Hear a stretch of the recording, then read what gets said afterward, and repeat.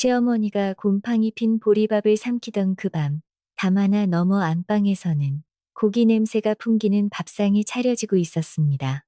평생 두 아들을 먹여 살린 어머니는 부엌 찬바닥에 쪼그리고 앉아 있었고, 며느리 갑순이는 광 열쇠를 움켜쥔 채 차갑게 말했지요. 불도 밥도 제 허락 없이는 안 됩니다.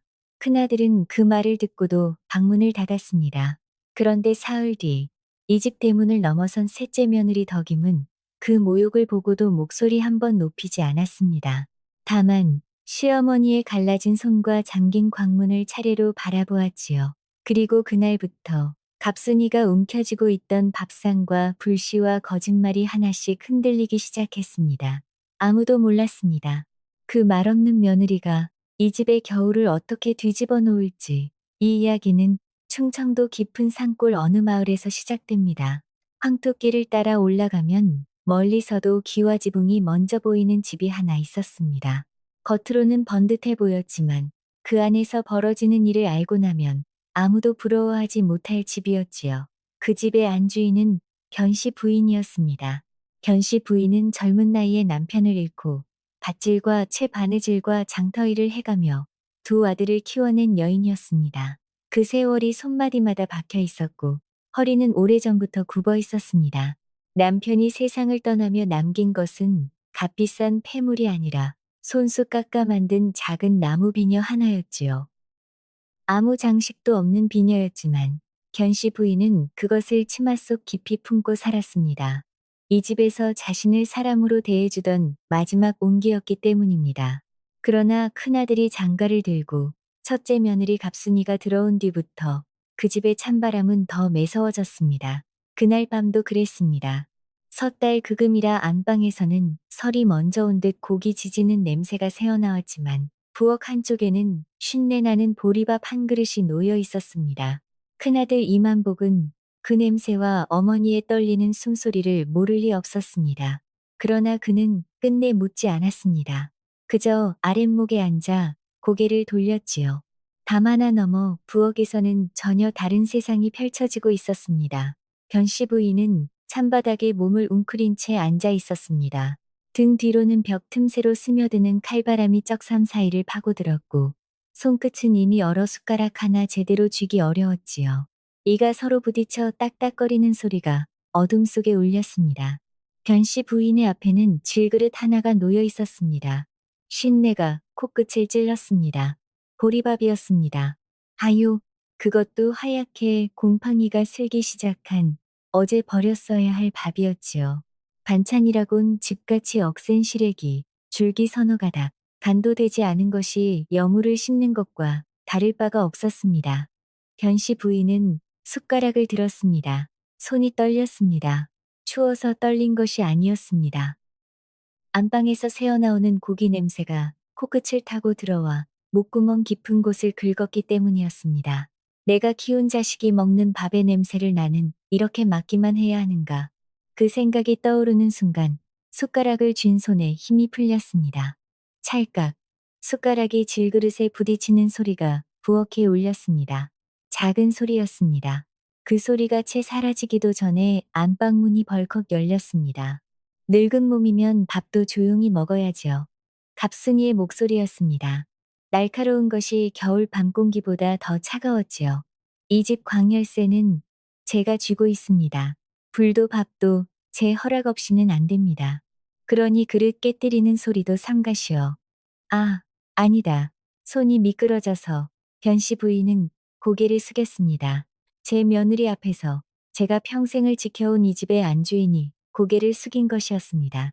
헉, 갑순이가 부엌문을 닫아버렸습니다.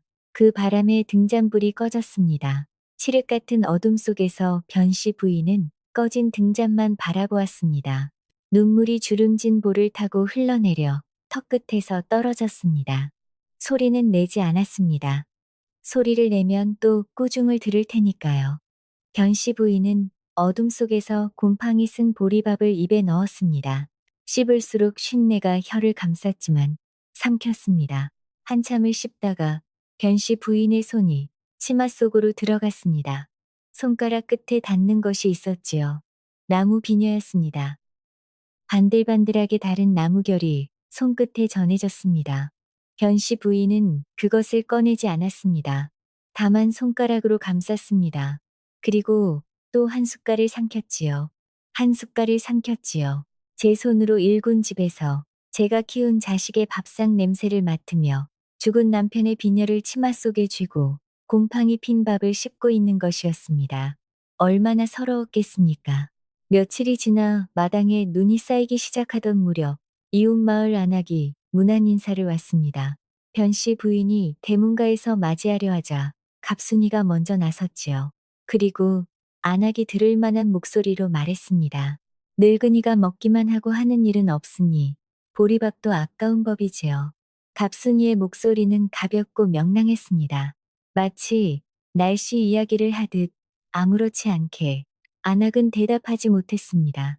변씨 부인도 대답하지 못했지요. 다만 변씨 부인의 손이 대문 기둥을 꽉 쥐었습니다. 손마디가 하얗게 변할 만큼. 그날 이후 변씨 부인은 대문 쪽으로는 나오지 않았습니다. 보여서는 안 되는 것이 있다는 것을 알았으니까요. 처마 끝 고드름이 변씨 부인의 굽은 허리만큼이나 길게 늘어질 때까지도 이 집안 사정은 달라지지 않았습니다. 그러던 어느 날이었습니다. 그날따라 유독 바람이 매서웠지요. 변씨 부인은 장작을 패다가 도끼자루를 쥔 손바닥이 찢어져 피가 흘러내렸습니다. 갑순이가 광에 자물쇠를 채워두었기 때문에 남은 장작이라고는 마당 귀퉁이에 쌓인 자잘한 것들 뿐이었지요. 기명을 삼키고 치맛자락으로 손을 감싼 채 마당 한가운데 서 있었는데 대문 밖에서 목소리가 들려왔습니다. 어머님, 거기 계십니까? 산바람을 타고 또렷하게 들려왔습니다. 변씨 부인은 고개를 들었습니다. 피 묻은 손을 치마 뒤로 숨기며 비틀비틀 대문 쪽으로 걸어갔지요. 삐걱. 대문이 열리는 순간 변씨 부인은 눈이 휘둥그레졌습니다. 막내 아들이었습니다. 이막동이었지요. 고을 훈장 어른 밑에서 서당이를 거들며 타지에 나가 있던 막내가 보찜을 등에 진 채 서 있었습니다. 그리고 그 옆에 어머님이시지요. 둥글둥글하고 복스러운 얼굴에 눈이 반달처럼 휘어진 여인이 환하게 웃고 있었습니다. 어깨가 떡 벌어지고 손이 장정 손바닥만큼 컸으며 키가 막내 아들 코끝까지 올 만큼 장대했지요. 덕임이었습니다. 막내 아들의 아내, 셋째 며느리 덕임. 어머님, 제가 왔습니다. 덕임은 대문을 넘어서자마자 성큼성큼 걸어와 변씨 부인의 두 손을 덥석 잡았습니다. 그 순간 덕임의 눈이 멈칫했습니다. 변씨 부인의 손이었습니다. 갈라진 손마디 사이로 핏기가 배어나오고 있었고 손바닥에는 굳은 살 위로 날 것의 상처가 벌어져 있었습니다. 손등에는 동상의 흔적이 시퍼렇게 얼룩져 있었지요. 덕임은 아무 말도 하지 않았습니다. 다만 그 손을 제 두 손으로 감싸 주었습니다. 조심스럽게 금간 사기 그릇을 다루듯이 며느리의 손은 거칠었으나 그 마음씀은 비단보다 고왔습니다. 차갑구만요. 덕임이 낮은 목소리로 중얼거렸습니다. 그 한마디에 변씨 부인의 입술이 파르르 떨렸습니다. 울음을 참으려 이를 악물었지만 눈시울이 벌받게 달아올랐습니다. 몇 해 만에 누군가가 제 손을 잡아준 것이었습니다. 따뜻한 손이었습니다. 넓고 두텁고 힘이 넘치는 손이었습니다. 변씨 부인은 그 손을 뿌리칠 수가 없었습니다. 뭐야, 저게. 안방문이 손가락 두 마디만큼 열려 있었습니다. 그 틈새로 갑순이의 눈이 번뜩이고 있었지요. 마당에서 벌어지는 광경을 처음부터 지켜보고 있었던 것입니다. 갑순이의 시선은 덕임의 떡 벌어진 어깨에서 시작해 장정만 한 키를 훑고 변씨 부인의 손을 감싸쥔 크고 단단한 손에서 멈추었습니다. 입술이 실룩거렸습니다. 저런 무식하게 덩치만 큰 것이 혼잣말이었지만 그 안에는 경멸만 있는 것이 아니었습니다. 경계심이었습니다. 갑순이는 본능적으로 알아챈 것입니다.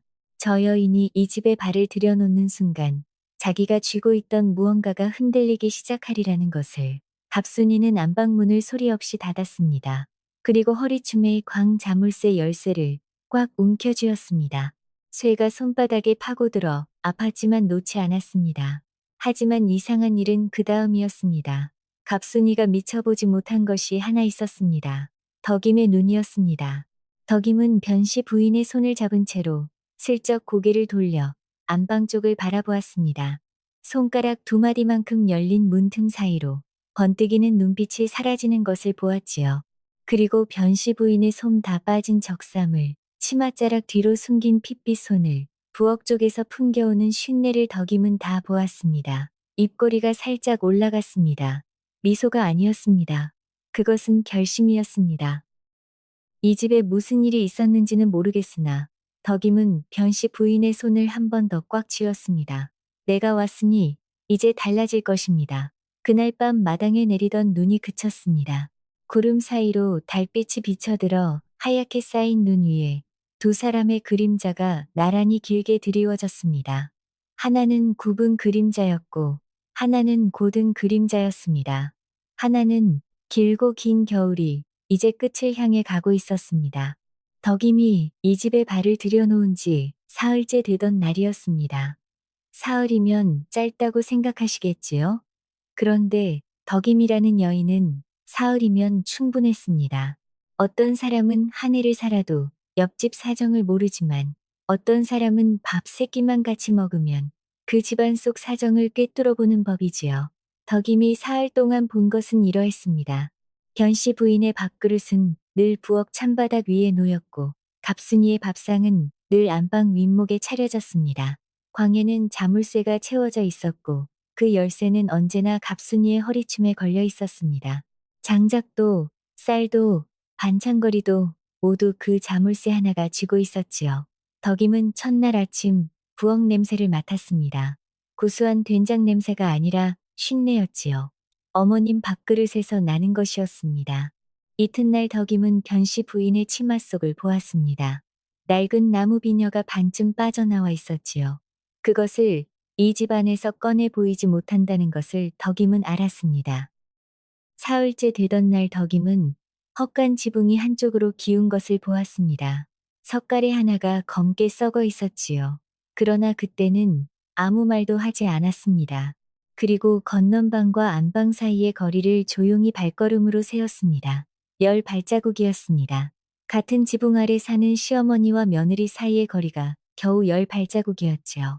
이 집의 구조가 눈에 들어왔습니다. 자물쇠 하나, 10발자국, 썩은 석가래 하나. 덕임은 이것들을 조용히 가슴에 새겼습니다. 덕임은 아직 아무 말도 하지 않았습니다. 다만 눈으로 보고, 코로 막고, 귀로 들었습니다.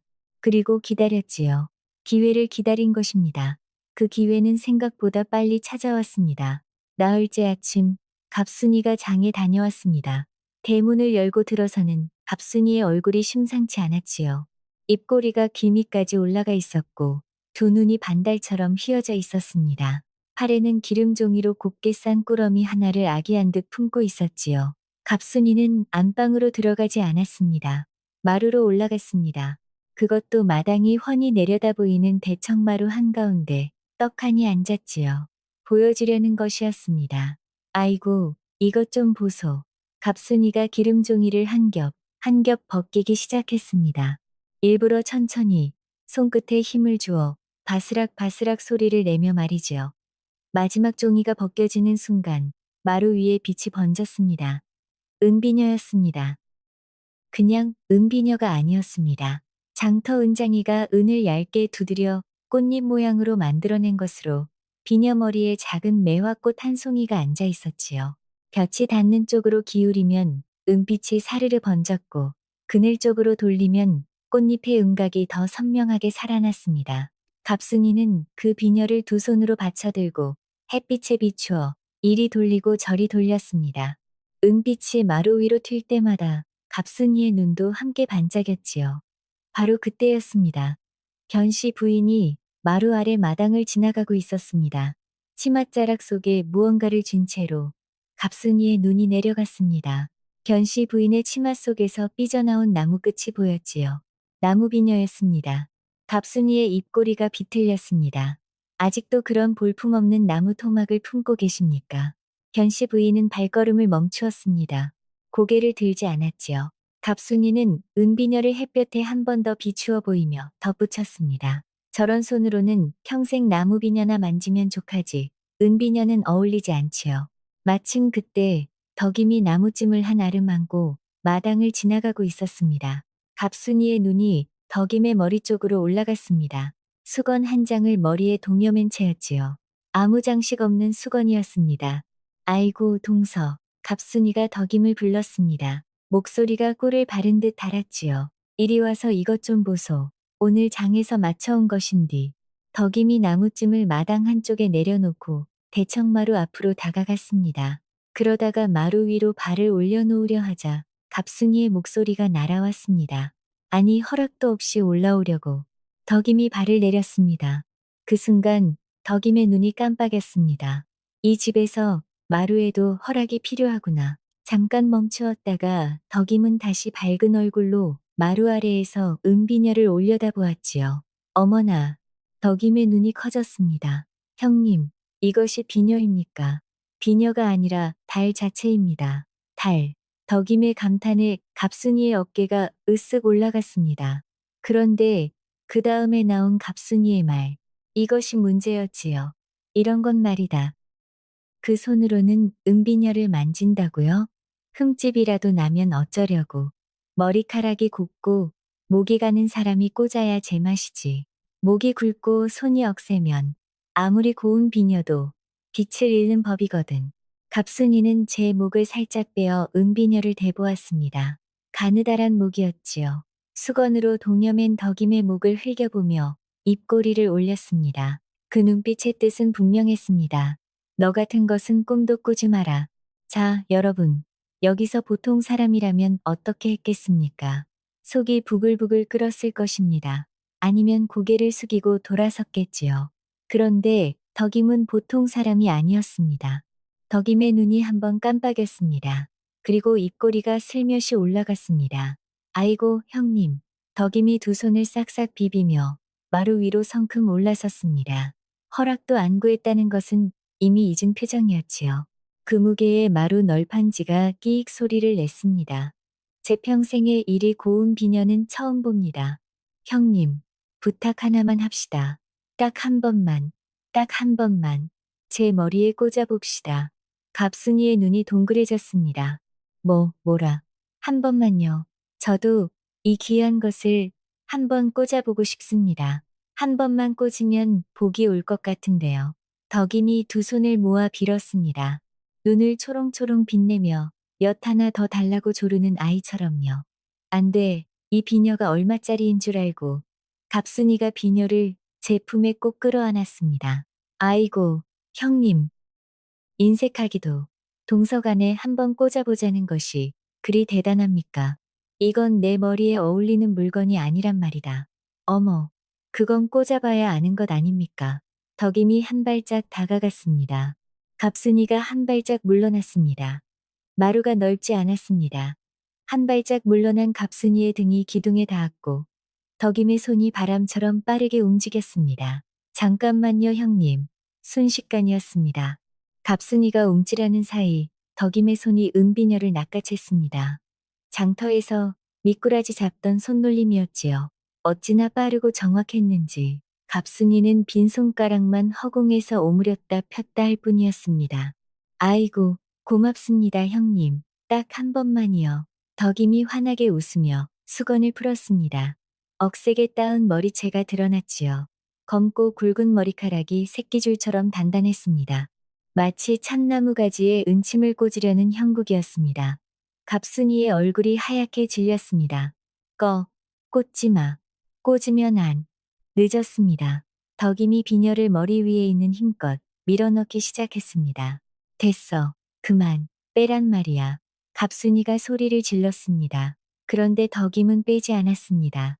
덕임이 이를 악물고 마지막으로 한 번 힘껏 밀어넣는 순간 뚝! 그 소리가 대청마루에 울렸습니다. 비녀 목이 반으로 꺾였습니다. 은빛 비녀가 두토막이 났지요. 매화 꽃이 새겨진 윗부분이 댕그렁 마루 위로 떨어졌습니다. 정막이 내려앉았습니다. 덕임이 천천히 부러진 비녀 조각을 들어 올렸습니다. 아이고, 부러진 비녀를 이리 돌리고 저리 돌리며 입을 쭉 내밀었지요. 형님, 이거 참 물건이 보기보다 약합니다. 이 값을 받고 이런 물건을 파는 그 은장이가 장사를 참 못하는구만요. 그 말을 듣는 순간 갑순이 얼굴이 어떻게 변했는지 한번 상상해 보십시오. 하얗던 낯이 불그락부르락 오락가락했습니다. 입술이 달달 떨렸고 두 눈이 휘둥그레졌다가 실처럼 가늘어졌다가를 반복했지요. 숨이 턱 막혀 가슴을 치려다가 말을 하려다가 소리를 지르려다가 어느 것 하나 제대로 되지 않았습니다. 이 괘씸한 갑순이는 뒷목을 움켜쥐었습니다. 손끝에 핏기가 사라지도록 꽉 쥐었지만 덕임의 태연한 얼굴 앞에서 더 이상 말이 나오지 않았지요. 첫째 며느리는 부러진 비녀를 끌어안은 채 안방으로 비틀비틀 들어갔습니다. 안방문이 쾅 닫혔습니다. 부러진 것은 은비녀만이 아니었습니다. 갑순이의 교만도 그날 함께 부러졌지요. 대청마루 위에 혼자 남은 덕임은 갑순이가 사라진 안방문을 물끄러미 바라보았습니다. 웃음기가 사라졌습니다. 덕임의 눈이 서늘하게 가라앉았지요. 그 눈빛은 방금 전 능청을 부리던 여인의 것이 아니었습니다. 허영으로 사람을 짓밟으려 한 이의 급소를 정확히 꿰뚫어본 눈빛이었습니다. 덕임은 마당으로 내려서며 부엌 쪽을 흘끔 보았습니다. 부엌 문 뒤에서 견씨 부인이 고개를 내밀고 있었습니다. 두 눈이 커다랗게 떠져 있었지요. 놀란 것인지 통쾌한 것인지 두려운 것인지 그 모든 것이 뒤섞인 눈이었습니다. 덕임이 변씨 부인을 향해 씩 웃었습니다. 어머님, 저녁에 콩나물국이라도 끓여드릴까요? 아무 일도 없었다는 듯 덕임은 나무찜을 다시 한 아름 하나 들고 부엌으로 향했습니다. 발걸음이 가벼웠습니다. 그날 밤이었습니다. 갑순이는 덕임이 자리를 비운 사이 몰래 덕임의 치마춤을 뒤졌습니다. 그리고 부러진 은비녀 조각을 찾아냈지요. 그러나 이상하게도 그것을 보는 순간 갑순이는 더 화가 나기보다 더 불안해졌습니다. 손바닥만한 비녀 조각이 어찌나 무겁게 느껴지던지 갑순이는 그것을 제품에 집어넣었습니다. 놓을 수가 없었습니다. 그날 저녁 안방에서는 끝내 불이 켜지지 않았습니다. 갑순이는 저녁밥도 먹지 않은 채 방 안에 틀어박혀 나오지 않았지요. 반면 부엌에서는 오랜만에 따뜻한 김이 모락모락 피어올랐습니다. 덕임이 끓인 콩나물국이었습니다. 된장을 듬뿍 풀어 고소한 냄새가 부엌 가득 퍼졌고 견씨 부인은 오랜만에 따뜻한 국물을 떠넣으며 눈시울을 부렸습니다. 맛있습니까? 어머님. 그래, 맛있다. 견씨 부인의 목소리가 떨렸습니다. 국이 뜨거워서가 아니었습니다. 누군가가 제 앞에 앉아 맛있느냐고 물어준 것이 까마득히 오래된 일이었기 때문이지요. 덕임은 더 묻지 않았습니다. 다만 변씨 부인의 그릇이 비면 조용히 국을 더 떠주었을 뿐이었습니다. 부엌 밖에서는 눈이 또 내리기 시작했습니다. 그러나 그 밤 부엌만큼은 따뜻했지요. 비녀 사건이 있고 여들의 뒤의 일이었습니다. 그해 겨울은 유독 독했지요. 마을 어른들도 혀를 내두를 만큼 매서운 한파가 산골을 덮쳤습니다. 우물물이 두께 한 뉴스로 얼어붙었고 감나무 가지가 제 무게를 이기지 못하고 뚝뚝 부러져 내렸습니다. 그런 밤이었습니다. 갑순이의 방부터 말씀드리겠습니다. 안방 아궁이에는 참나무 장작이 가득 쌓여 있었습니다. 참나무는 불이 오래가고 열이 깊어 한번 떼면 이튿날 아침까지 아랫목이 뜨끈뜨끈한 귀한 엿감이었지요. 갑순이는 그 참나무 장작을 아낌없이 아궁이에 밀어넣었습니다. 불길이 활활 타올라 아궁이 입에서 붉은 빛이 새어나왔고 아랫목 장판이 손바닥을 데일 만큼 달궈졌지요. 갑순이는 두꺼운 소미불을 목까지 끌어올린 채 뜨끈한 아랫목에 등을 지지고 누워 잠이 들었습니다. 이제 변씨 부인의 방을 보십시오. 안방에서 고작 10발자국 떨어진 건넌방이었습니다. 10발자국. 그 거리가 이토록 먼 줄을 그때의 변씨 부인은 뼈저리게 알고 있었을 것입니다. 건넌방 아궁이는 꺼져 있었습니다. 쟤까지 차갑게 식어 손으로 만지면 흙을 만지는 것과 다를 바가 없었지요. 장작은 한 개비도 없었습니다. 갑순이가 광의 장작까지 자물쇠로 잠가버렸으니까요.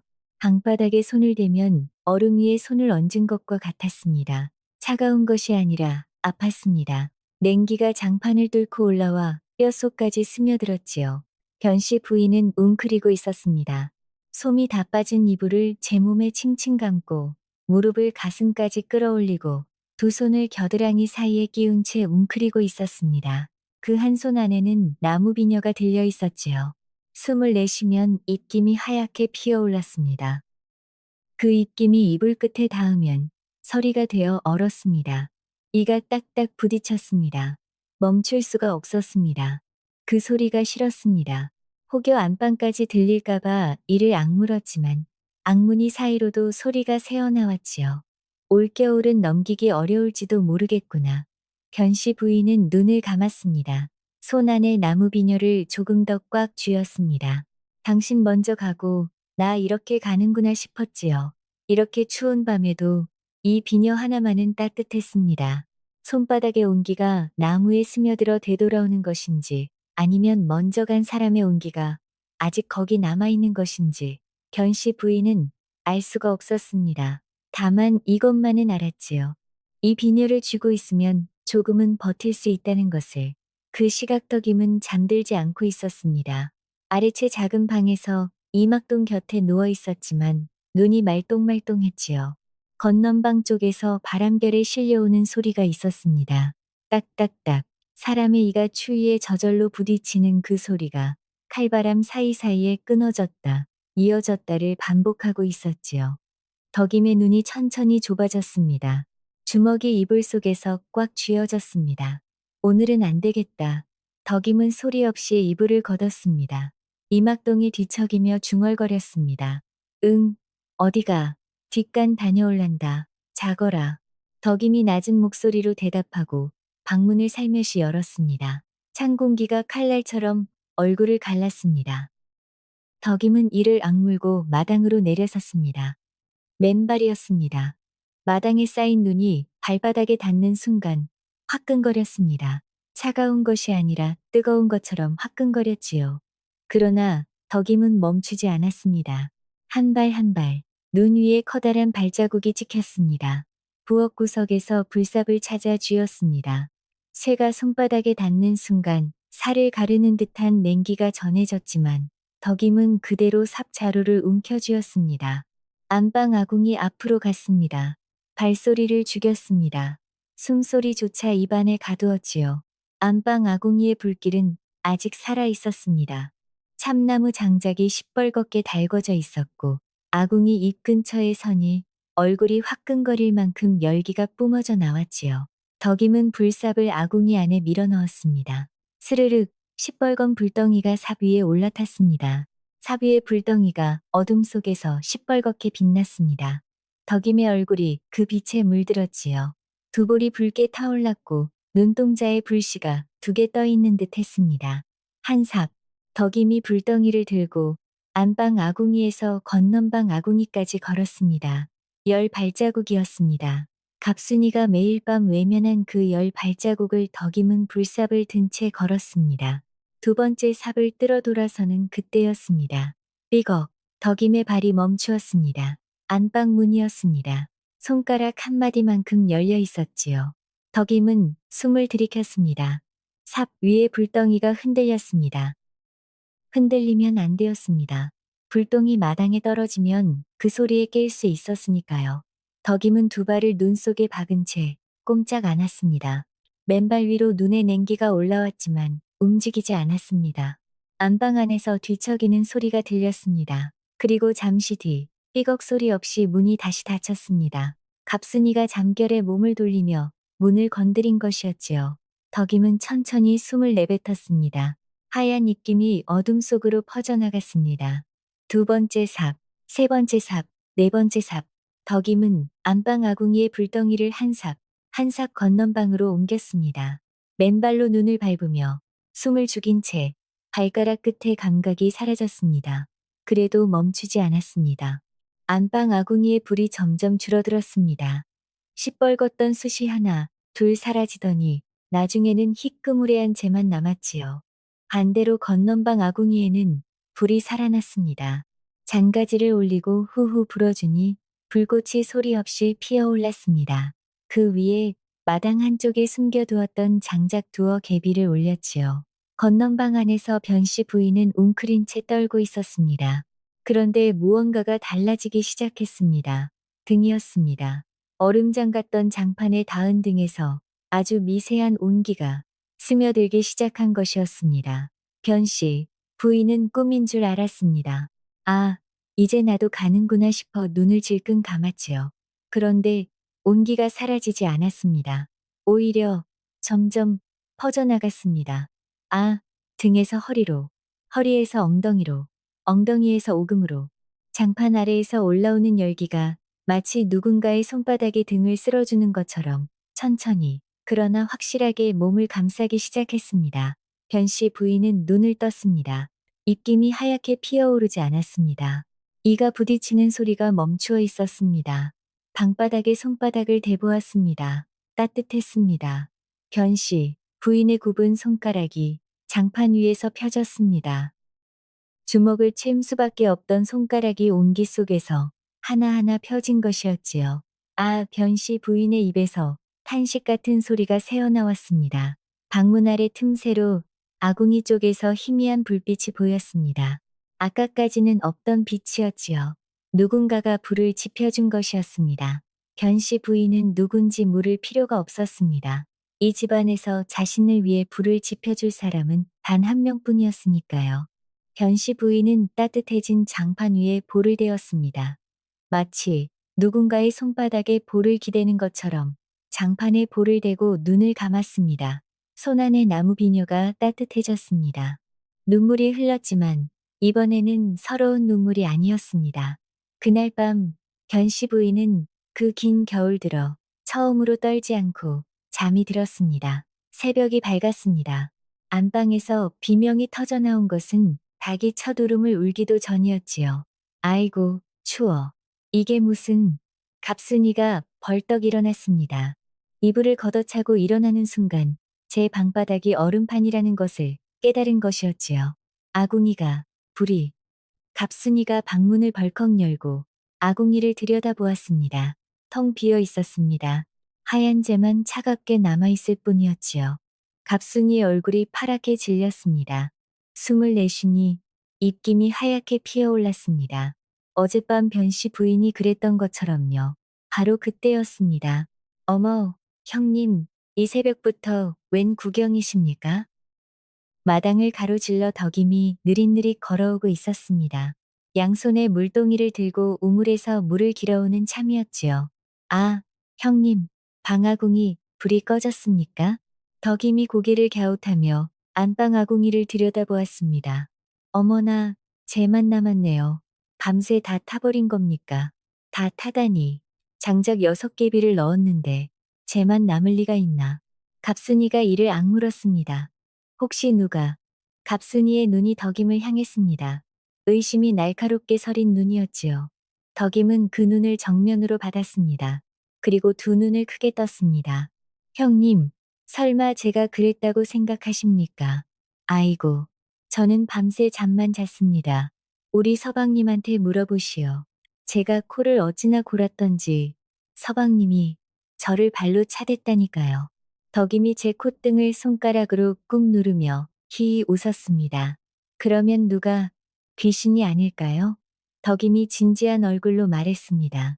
이 산골에는 불귀신이 나온다고 마을 어른들이 그러더만요. 아궁이 불을 빼앗아 간다나 뭐라나. 형님, 평소에 조상께 제사를 소홀히 하셨습니까? 뭐라. 아이고, 귀신이 고까지껏 가져가십니다. 형님, 얼른 부엌에 가서 불 좀 다시 떼세요. 저는 어머님 아침 준비해야 하니까요. 덕임이 희죽 웃으며 물동이를 들고 부엌으로 사라졌습니다. 갑순이는 마당 한가운데 서서 벌벌 떨고 있었습니다. 추위 때문만은 아니었지요. 분함과 의심과 당혹감이 뒤엉켜 가슴속에서 끌어올랐지만 증거가 없었습니다. 덕임의 해맑은 얼굴 앞에서는 의심을 끝까지 밀어붙일 수가 없었지요. 갑순이는 제 양 팔뚝을 부여잡고 안방으로 돌아갔습니다. 방문을 닫고 주저앉았습니다. 이가 딱딱 부딪혔습니다. 이 맛이구나. 갑순이의 머릿속에 그 생각이 스쳤습니다. 단 하룻밤 불 없이 보낸 새벽에 이미 온몸이 얼음덩어리가 된 것 같았지요. 변씨 부인이 매일 밤 이 추위 속에 있었다는 것을 갑순이는 그때 처음으로 제 몸으로 알았습니다. 그러나 그 깨달음은 오래가지 않았습니다. 분노가 더 빨랐으니까요. 갑순이는 그날 밤 잠들지 못했습니다. 뒤척이고 또 뒤척이고 눈을 감으면 덕임의 눈빛이 떠올랐고 눈을 뜨면 비어있던 아궁이가 어른거렸지요. 기녀를 빼앗기고 불을 빼앗기고 하나씩 하나씩 제가 쥐고 있던 것들이 손가락 사이로 빠져나가는 느낌이었습니다. 품속에 부러진 은비녀 조각을 꺼내 들여다보았습니다. 차갑고 작았습니다. 이것 하나 때문에 이 집의 겨울이 흔들리고 있었지요. 저것을 내쫓아야 해. 갑순이의 눈이 광 자물쇠 열쇠에서 멈추었습니다. 손톱이 제 손바닥에 파고들었지만 아픈 줄도 몰랐지요. 그리고 며칠을 뒤척이던 끝에 갑순이는 한 가지 꾀를 떠올렸습니다. 입춘이 지나고 얼음이 풀리기 시작하던 무렵이었습니다. 처마 끝 고드름이 똑똑 떨어지며 마당에 웅덩이를 만들었지요. 겨울이 가고 있었습니다. 그날 아침 갑순이는 이만복에게 말했습니다. 오늘 장에 가서 배 2피를 사오시오. 봄맞이 옷을 지어야겠습니다. 이만복이 엽전 주머니를 들고 나간 사이 갑순이는 안방 장롱 깊숙이 숨겨두었던 것들을 꺼냈습니다. 귀이개 하나, 땡그릇 3개, 비단 보자기 1장. 모두 제 혼수에서 가져온 값비싼 물건들이었지요. 갑순이는 그것들을 품에 안고 뒷마당 헛간으로 향했습니다. 헛간은 오래된 건물이었습니다. 기둥이 비바람에 사가 군데군데 검은 곰팡이가 피어 있었고 지붕을 받치는 석가래가 세월의 무게에 휘어져 있었지요. 장마만 오면 흙벽에서 물이 새고 강한 바람이 불면 지붕이 덜컥덜컥 소리를 내는 언제 무너져도 이상하지 않은 헛간이었습니다. 갑순이는 헛간 구석 집단 밑에 은 귀이개와 층그릇과 비단 보자기를 밀어 넣었습니다. 그리고 혼잣말을 중얼거렸지요. 도둑이 되어봐라. 이거사. 계략은 이러했습니다. 물건을 숨겨놓고 이만복이 돌아오면 배값이 모자란다며 소동을 피운다. 그리고 덕임 부부의 방 근처를 뒤지는 척하다가 마지막에 헛간에서 발견하는 것이지요. 덕임이 훔쳐 숨겨놓은 것으로 몰아 이 집에서 쫓아내겠다는 속셈이었습니다. 갑순이는 물건을 다 숨기고 헛간에서 나오려 했습니다. 그때였습니다. 뒷마당 모퉁이에서 목소리가 들렸습니다. 어머님, 잠깐만요. 덕임의 목소리였습니다. 그런데 그 소리는 갑순이를 향한 것이 아니었습니다. 변씨 부인을 부르는 소리였지요. 헛간 쪽을 향해서 갑순이의 심장이 쿵 내려앉았습니다. 황급히 집단을 다시 덮으며 일어서려 했습니다. 바로 그 순간 헛간 입구에 2사람이 나타났습니다. 덕임이었습니다. 그리고 그 옆에 빨래 광주리를 아는 변씨 부인이 서 있었습니다. 형님, 갑순이가 화들짝 놀라 돌아섰습니다. 덕임은 빨래를 걷어왔다가 뒷마당을 돌다가 헛간 문이 열린 것을 보고 변씨 부인을 불러 같이 온 것이었습니다. 그리고 변씨 부인의 눈에는 갑순이가 집단 위에서 손을 떼는 것이 고스란히 들어왔지요. 갑순이와 덕임의 눈이 마주쳤습니다. 그리고 갑순이와 변씨 부인의 눈이 마주쳤습니다. 3사람이 헛간 안팎에서 서로를 바라보았습니다. 아무도 말을 하지 않았지요. 그 침묵이 어찌나 무거웠는지 헛간 안의 공기가 눌리는 것 같았습니다. 갑순이의 얼굴이 딱딱하게 굳었습니다. 덕임이 입을 열려 했습니다. 형님, 혹시 오지마. 갑순이가 소리를 질렀습니다. 그리고 2팔을 벌려 집단을 막아섰지요. 그 모습이 오히려 여기에 뭔가 있다고 알려주는 꼴이었습니다. 덕임의 눈이 서늘해졌습니다. 그 순간 덕임은 알아챈 것이었습니다. 집단 밑에 무엇이 있는지, 그리고 그것이 무엇을 위한 것인지 변씨 부인도 보았습니다. 이 헛간에서 무슨 일이 일어나려 했는지를 덕임의 입이 열리려 했습니다. 바로 그때였습니다. 기기기기기. 머리 위에서 소리가 났습니다. 나무가 비틀리는 소리. 하리게. 오래된 나무가 제 무게를 이기지 못하고 속에서부터 갈라지는 그 소리가 2사람의 머리 위에서 울렸습니다. 덕임이 천장을 올려다 보았습니다. 석가래였습니다. 지붕을 받치고 있던 석가래 하나가 부러지고 있었지요. 세월의 삭은 나무가 한쪽 끝부터 쪼개지며 그 위에 얹힌 흙과 기와장이 아래로 처지기 시작했습니다. 덕임이 처음 이 집에 들어왔을 때 검게 썩어 있던 바로 그 석가래였습니다. 한순간이었습니다. 눈 깜짝할 사이였지요. 그런데 그 한순간이 덕임의 눈에는 느리게 펼쳐졌습니다. 석가래가 갈라지는 것이 보였습니다. 그 석가래 바로 아래에 갑순이가 서 있는 것이 보였습니다. 갑순이는 위를 보지 않고 있었습니다. 덕임만 노려보고 있었으니까요. 머리 위에서 죽음이 내려오고 있는 줄도 모르고 덕임의 몸이 먼저 움직였습니다. 생각보다 먼저 형님, 덕임이 몸을 날렸습니다. 두 팔로 갑순이의 허리를 감싸 안은 채 제 등을 위로 향해 갑순이를 앞으로 밀어냈습니다. 쿠르르르릉 지붕이 무너졌습니다. 석가래가 부러지며 쏟아져 내렸고 그 위에 흙과 기와장이 폭포처럼 쏟아졌습니다. 먼지가 치솟아 헛간을 삼켰고 나무가 부딪히는 둔탁한 소리와 기와가 깨지는 소리가 뒤섞여 귀를 때렸지요. 그리고 그 한가운데서 퍽 석가래 하나가 덕임의 등을 내리쳤습니다. 덕임이 쓰러졌습니다. 먼지가 가라앉는데 한참이 걸렸습니다. 갑순이는 헛간방 마당에 나뒹굴고 있었습니다. 덕임이 밀어낸 힘에 헛간 문 밖으로 튕겨나간 것이었지요. 무릎이 까지고 팔꿈치에서 피가 났지만 크게 다친 곳은 없었습니다. 기침을 하며 일어나 헛간 쪽을 보았습니다. 먼지가 자욱했습니다. 그 먼지 속에서 무언가가 보였습니다. 부러진 석가래 밑에 깔린 사람이었습니다. 덕임이었습니다.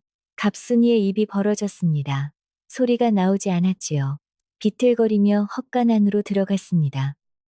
먼지를 헤치고 무너진 잔해를 치우고 부러진 나무 조각을 밀어냈습니다. 손톱이 깨지고 손바닥에 가시가 박혔지만 느끼지 못했습니다. 석가래 밑에 덕임이 엎드려 있었습니다.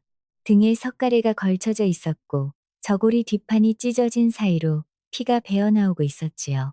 선홍빛 피가 하얀 먼지 위로 번지며 흙과 섞여 검붉은 얼룩을 만들고 있었습니다. 덕덕이마, 갑순이가 석가래를 밀어내려 했습니다. 팔뚝만한 나무가 꿈쩍도 하지 않았지요. 갑순이의 왜소한 체고로는 어림없었습니다. 사람 살려. 누구 없어. 갑순이가 비명을 질렀습니다. 바로 그때 덕임이 움직였습니다. 고개가 천천히 돌아갔습니다.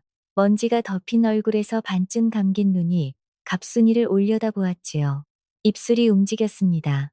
형님. 목소리가 갈라져 있었습니다. 목구멍에 먼지가 가득한 사람이 간신히 짜내는 소리였지요. 형님, 안 다쳤습니까? 갑순이는 대답하지 못했습니다. 입술만 파르르 떨릴 뿐이었지요. 다행입니다. 덕임의 눈이 천천히 감겼다 떠졌습니다. 초점이 흐려지고 있었지요. 형님이 다치면 숨이 끊어질 듯 이어졌습니다. 어머님이 슬퍼하실까봐. 아, 청님이 슬퍼하실까봐. 아, 아, 아, 아. 그 한마디였습니다. 그 한마디가 갑순이의 귀에 박히는 순간 갑순이의 무릎이 꺾였습니다. 툭, 무릎이 흙바닥에 닿았습니다. 그리고 그 자리에서 주저앉았지요. 어머님이 슬퍼하실까봐. 나를 도둑으로 몰려한 사람이 나를 쫓아내려 꾀를 꾸민 사람을 제 몸으로 맞고 피를 흘리면서 하는 말이 어머님이 슬퍼하실까봐. 갑순이의 눈에서 무언가가 터졌습니다. 으아, 통곡이었습니다. 제 입에서 그런 소리가 나올 줄 갑순이 자신도 몰랐을 것입니다. 뱃속 깊은 곳에서 올라오는 제어할 수 없는 울음이었지요.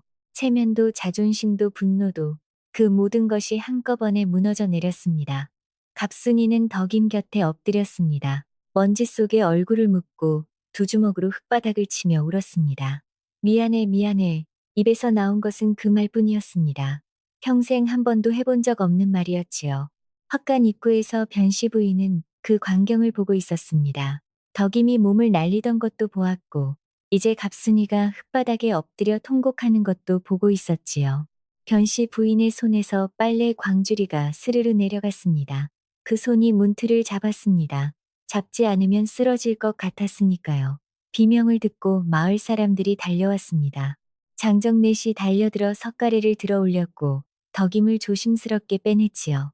그리고 무너진 집단을 치우는 사람들의 손에 무언가가 걸렸습니다. 찬그릇이었습니다. 그 옆에 비단 보자기, 은 귀이개가 굴러나왔지요. 마을 사람들의 눈이 일제히 갑순이를 향했습니다. 갑순이는 아무 말도 할 수 없었습니다. 피 묻은 무릎으로 마당에 주저앉은 채 고개를 들지 못했지요. 그 앞에서 덕임은 흙먼지를 뒤집어 쓴 채 실려나갔습니다. 눈은 감겨 있었고 얼굴이 하얗게 질려 있었습니다. 다만 조용히 말했습니다. 괜찮습니다. 다들 수고하십니다. 제 일이 아닙니다.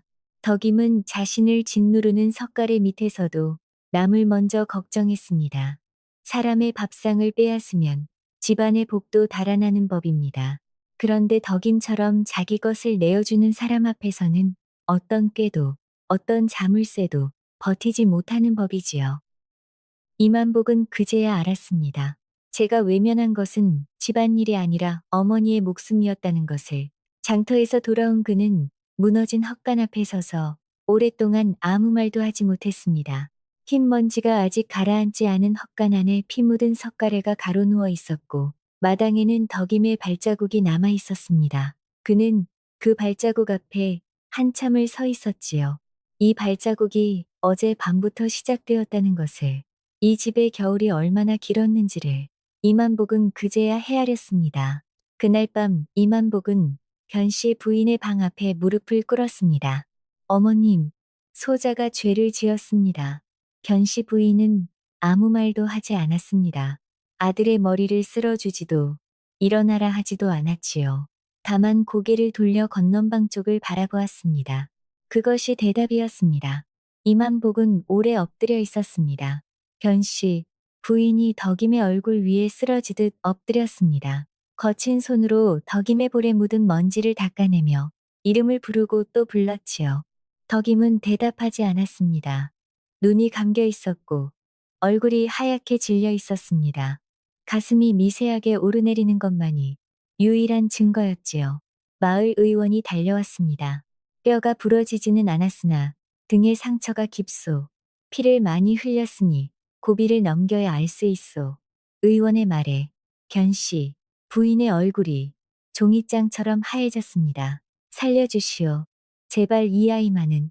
변씨 부인의 목소리가 떨리다 끊어졌습니다. 그날 밤 건넌방에 덕임을 눕혔습니다. 변씨 부인이 밤새 곁을 지켰지요. 덕임의 이마에 젖은 수건을 올리고 거친 손으로 덕임의 손을 잡은 채 한시도 놓지 않았습니다. 밤이 깊었습니다. 달이 지붕 위를 넘어 서산으로 기울고 마당에 짐승 발자국이 하나둘 찍힐 때쯤 건넌방 문 앞에 인기척이 있었습니다. 변씨 부인이 고개를 돌렸습니다. 문이 살며시 열렸지요. 갑순이었습니다. 무릎이 흙투성이었습니다. 손톱이 깨져 피가 말라붙어 있었고 눈이 퉁퉁 부어 실눈이 되어 있었지요. 헛간에서부터 울었던 눈이 한 번도 마른 적이 없다는 뜻이었습니다. 갑순이는 문턱에서 멈추었습니다. 들어오지 못했지요. 변씨 부인을 보지 못했습니다. 고개를 들 수가 없었으니까요. 한참을 서 있었습니다. 그리고 천천히, 아주 천천히 무릎을 꿇었습니다. 문턱 위에 무릎을 꿇고 이마를 바닥에 대었습니다. 어머님, 목소리가 갈라져 있었습니다. 어머님, 저를 죽여주십시오. 변씨 부인은 아무 말도 하지 않았습니다. 덕임의 손을 잡은 채 문턱에 엎드린 갑순이를 바라보았지요. 그동안 제가 한 짓을. 갑순이의 어깨가 들썩였습니다. 저 사람이 피를 흘리면서 저를 걱정했습니다. 어머님이 슬퍼하실까봐 저를 더 이상 말을 잇지 못했습니다. 이마가 바닥에 닿은 채 어깨만 들썩이고 있었지요. 변씨 부인은 한참을 말없이 앉아 있었습니다. 왼손은 덕임의 손을 잡고 있었고 오른손은 무릎 위에 놓여 있었지요. 그 오른손이 천천히 들어 올려졌습니다. 갑순이의 머리 위에 놓였습니다. 흙과 땀에 젖은 머리카락 위에 변씨 부인의 거칠고 마른 손이 가만히 얹혔습니다. 쓸었습니다. 한 번, 두 번. 아무 말 없이 갑순이의 머리를 쓸어주었습니다. 그것이 변씨 부인의 대답이었습니다. 갑순이의 통곡이 건넌방을 가득 채웠고 그 소리는 마당을 넘어 담장 밖까지 울려 퍼졌습니다. 달빛이 건넌방 문 안으로 비쳐들어 세 사람의 그림자를 하나로 이었습니다. 누워있는 사람, 앉아있는 사람, 엎드려 오는 사람. 그 세 그림자가 그 밤 처음으로 한 방 안에 함께 있었습니다. 덕임이 눈을 뜬 것은 매화가 필 무렵이었습니다. 사흘 밤낮을 의식 없이 누워 있었지요. 견씨 부인은 한시도 곁을 떠나지 않았습니다. 덕임의 이마에 젖은 수건을 올리고 마르면 다시 적시고 또 올리고 거친 손으로 덕임의 손을 잡은 채 밤을 새우기를 사흘이었지요. 그런데 견씨 부인만이 아니었습니다. 부엌에서는 갑순이가 약을 다리고 있었습니다. 의원이 지어준 약재를 약탕관에 넣고 부엌 아궁이에 불을 지펴다리는 것이었지요. 약탕관 뚜껑 틈새로 쓰고 텁텁한 한약 냄새가 모락모락 피어올랐고 부엌 가득 그 냄새로 찼습니다. 갑순이는 약탕관 앞에 쪼그리고 앉아 불 조절을 했습니다. 불이 세면 약이 넘치고 약하면 제대로 우러나지 않았으니까요. 약이 다 다려지면 사기 그릇에 조심스럽게 따라 건넌방으로 가져갔습니다. 견씨 부인이 덕임의 고개를 살짝 들어올리면 갑순이가 사기 그릇을 덕임의 입술에 기울였지요. 의식 없는 사람의 입술 사이로 까만 약물이 한 방울 한 방울 스며들었습니다. 흘러내리는 약물을 갑순이가 제 소매로 닦아냈지요. 그 손이 떨렸습니다. 덕임의 등에 난 상처에 붕대를 감을 때도 떨렸습니다. 저고리를 들추면 석가래에 찍힌 자리가 길게 패여 있었고 그 주위로 시퍼런 멍이 등판 절반을 물들이고 있었지요. 약을 바르는 갑순이의 손끝이 상처에 닿을 때마다 파르르 떨렸습니다. 제가 꾸민 일이 만든 상처였으니까요. 갑순이는 사흘 동안 안방에 들어가지 않았습니다. 부엌과 건넌방 사이를 오갔지요. 약을 다리고 죽을 쏘고 붕대를 삶아 말리고 그 사이에 변씨 부인의 밥상도 차렸습니다. 흰쌀밥에 나물 반찬을 놓아 아무도 시키지 않았습니다. 아무도 시키지 않은 일을 갑순이는 묵묵히 했지요. 나흘째 아침이었습니다. 새벽부터 참새들이 처마 밑에서 쪼르르 지저귀고 있었고 건넌방 문틈으로 따스한 바람이 스며들었습니다. 바깥에서 매화 향이 실려왔지요. 달큰하면서도 서늘한 이제 막 꽃잎을 벌린 매화 특유의 향이었습니다. 그 향이 덕임의 코끝을 간지렸습니다. 덕임의 눈꺼풀이 움직였습니다. 한 번, 두 번, 세 번째에 반쯤 떠졌지요. 그릿한 시야에 천장의 나무결이 보였습니다. 그리고 그 아래로 누군가의 얼굴이 보였지요. 주름진 얼굴, 눈밑이 까맣게 내려앉은 사흘을 뜬 눈으로 지새운 얼굴이었습니다. 그리고 그 손에 낡은 나무 비녀가 들려 있었습니다. 어머님, 갈라진 목소리였습니다. 견씨 부인의 눈이 휘둥그레졌습니다. 덕임아, 견씨 부인이 덕임의 손을 꽉 움켜쥐었습니다. 손마디가 하얘질 만큼 덕임의 손에 전해진 것은 떨림이었습니다. 기쁨과 안도와 그 사흘밤의 두려움이 한꺼번에 쏟아져 나오는 떨림이었지요. 여기 있다. 여기 있어. 덕임아. 덕임의 입꼬리가 실처럼 올라갔습니다. 어머님, 울지 마십시오. 말은 그리했지만 덕임 자신의 눈시울도 벌겋게 달아오르고 있었지요. 잠시 침묵이 흘렀습니다. 매화 향이 바람에 실려 방 안을 지나갔고 처마 및 참새가 한 번 더 지저귀었습니다.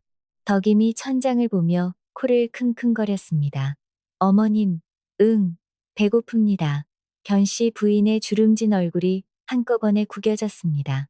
웃음인지 울음인지 분간할 수 없는 세상에서 가장 복잡한 얼굴이었지요. 눈에서는 눈물이 흘러내리는데 입은 웃고 있었습니다. 그래, 그래, 밥 가져올게. 금방 가져올게. 견씨 부인이 허둥지둥 일어서려는데 건넌방 문이 열렸습니다. 조심스럽고 머뭇거리는 발소리. 갑순이었습니다. 두 손에 밥상을 들고 서 있었습니다. 흰쌀밥이 소복하게 담겨 있었지요.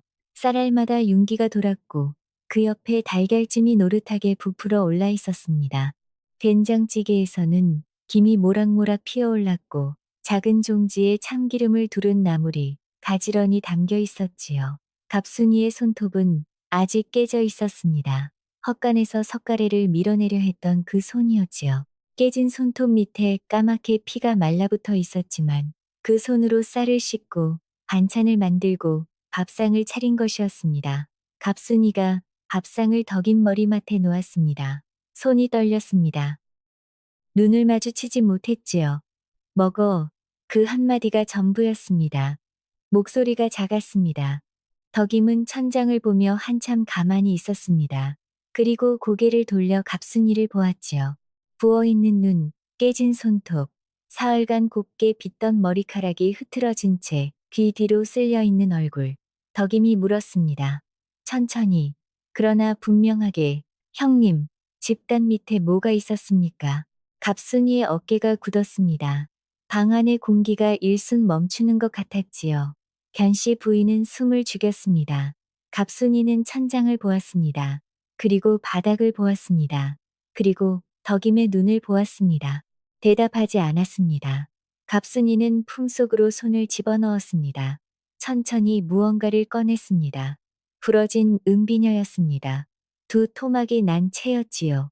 채여지라에 그날 밤 몰래 덕임의 품에서 찾아낸 뒤 줄곧 지니고 다니던 것이었습니다. 갑순이는 그것을 밥상 위에 가만히 올려놓았습니다. 아무 말도 하지 않았습니다. 그 행동 하나가 갑순이가 할 수 있는 가장 긴 고백이었지요. 덕임은 부러진 비녀를 내려다보았습니다. 그리고 변씨 부인을 보았습니다. 그리고 씩 웃었습니다. 어머님, 비녀 하나 생겼습니다. 견씨 부인이 조용히 비녀를 집어들었습니다. 두 토막이 난 은 비녀를 손바닥 위에 올려놓고 한참을 바라보았지요. 그러다가 치마 속에서 무언가를 꺼냈습니다. 낡은 나무 비녀였습니다. 반들반들하게 다른 나무 결이 햇빛에 드러났지요. 견씨 부인은 부러진 은비녀 두 토막을 그 나무 비녀 옆에 나란히 놓았습니다. 부러지고 낡아도 다 비녀였습니다. 갑순이의 어깨가 한번 들썩였습니다. 고개를 돌렸지요. 입술을 꽉 깨물며 눈물을 보이지 않으려 안간힘을 쓰고 있었습니다. 그러나 볼을 타고 흘러내리는 한 줄기를 미처 막지 못했지요. 덕임은 더 말하지 않았습니다. 떨리는 손으로 숟가락을 들어 밥을 한술 떴습니다. 입에 넣었지요. 따뜻했습니다. 며칠 뒤였습니다. 갑순이가 건넌방 문 앞에 섰습니다. 두 손에 아무것도 들지 않았습니다. 한참을 서 있었지요. 들어가지도 물러서지도 못하고 그 자리에 서 있었습니다. 안에서는 아무 소리도 나지 않았습니다. 견씨 부인이 안에 있다는 것을 갑순이는 알고 있었지요. 발소리를 들었으니까요. 갑순이는 깊게 숨을 들이켰습니다. 그리고 허리춤에서 무언가를 천천히 풀었습니다. 광자물쇠 열쇠였습니다. 이 집에 들어온 날부터 허리에 꿰고 다닌 것이었지요. 발그락 작은 소리를 내며 견씨 부인의 손 위에 놓였습니다. 갑순이는 고개를 한번 숙이고 돌아갔습니다. 아무 말도 없었습니다. 견씨 부인은 한참을 그 열쇠를 내려다보았습니다. 이 쇳덩이 하나가 이 집의 불이었고 이 집의 밥이었고 이 집의 겨울이었지요. 그 겨울이 끝나는데 이토록 오래 걸렸습니다. 용서한다는 말은 끝내 나오지 않았습니다. 다만 변씨 부인은 다음날 밥상 한쪽을 비워두었습니다. 그것이 갑순이에게 주어진 첫 번째 기회였습니다. 그로부터 며칠 뒤 마당에 매화가 활짝 피었습니다. 하얀 꽃이 가지마다 소복하게 달려 마치 눈이 다시 내린 것 같았지요. 그러나 눈이 아니었습니다. 바람이 불면 달큰한 향이 마당 가득 퍼졌으니까요. 이런 일은 흔치 않았습니다만 대청마루의 밥상 하나에 밥그릇이 셋이었지요. 이 집에 그런 밥상이 차려진 것은 처음이었습니다. 견씨 부인이 가운데 앉았고 한쪽에 덕임이 다른 한쪽에 갑순이가 앉았습니다. 덕임은 등의 상처 때문에 방석을 2개 깔고 조심스럽게 앉았지요. 갑순이는 여전히 눈을 잘 마주치지 못했지만 도망가지 않았습니다. 비워진 그 자리에 앉아 있었지요. 견씨 부인의 손에는 나무 비녀가 들려 있었습니다. 그것을 상위에 살며시 올려놓았습니다. 그리고 두 며느리의 손을 하나씩 잡았습니다. 왼손에는 덕임의 크고 단단한 손을, 오른손에는 갑순이의 가늘고 떨리는 손을, 세 사람의 손이 밥상 위에서 이어졌습니다. 밥 먹자. 견씨 부인이 말했습니다. 그 한마디에 덕임이 먼저 웃었습니다. 견씨 부인의 눈가에 주름이 깊게 잡혔지요. 갑순이는 웃지는 못했지만 입꼬리가 한 번 떨리며 올라갔습니다. 그것으로 충분했지요. 매화향이 바람에 실려 마루 위를 지나갔고 봄볕이 세 사람의 어깨 위에 고르게 내려앉았습니다. 변씨 부인의 나무 비녀가 봄볕을 받아 따뜻해졌습니다. 오래 품어온 것이어서인지 아니면 이 봄이 처음으로 진짜 봄이어서인지 그 비녀에서는 온기가 났습니다. 같은 지붕 아래 같은 밥상 위에서 세 사람이 같은 밥을 먹고 있었지요. 기억하십시오. 여러분, 미움은 미움으로 풀리지 않습니다. 칼로 물을 벨 수 없듯이 분노로 분노를 끊을 수는 없는 법이지요. 덕임은 칼을 들지 않았습니다. 밥상을 들었지요. 그리고 그 밥상 하나가 이 집에 얼어붙은 겨울을 녹였습니다. 부러진 것은 은비녀만이 아니었습니다. 갑순이의 교만도, 이만복의 외면도, 이 집의 긴 겨울도 그날 함께 부러졌지요. 그것이 이 집에 찾아온 진짜 봄이었습니다. 오늘 이야기는 여기까지입니다. 또 다른 지혜를 더하는 이야기로 찾아뵙겠습니다. 편안한 밤 되시길 바랍니다.